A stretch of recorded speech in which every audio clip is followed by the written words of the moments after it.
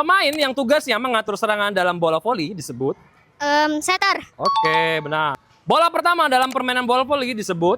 Servis. Benar. Jumlah pemain inti dalam satu tim bola voli adalah? 6 orang. Benar. Pemain yang memakai baju berbeda warna disebut? Libero. Benar. Teknik memukul bola keras ke area lawan disebut? Smash. Smash. Benar. Garis pemisah dua tim dalam bola voli disebut? Net. Benar. Tujuan utama pemain bola voli adalah? Memasukkan bola ke area lawan. Salah, menjatuhkan bola di area lawan. Teknik menahan serangan lawan di dekat net disebut? Blok. Blocking. Benar. Induk organisasi bola voli di Indonesia adalah? PBVSI. Ya, benar. Pertanyaan rebutan. Apa kepanjangan PBVSI? Aku. Oke, apa kepanjangan PBVSI? Persatuan Bola Voli Seluruh Indonesia. Oke, benar. Dapat 10.000. Yeay. Dadah dulu, dadah. Dadah, guys. Dadah.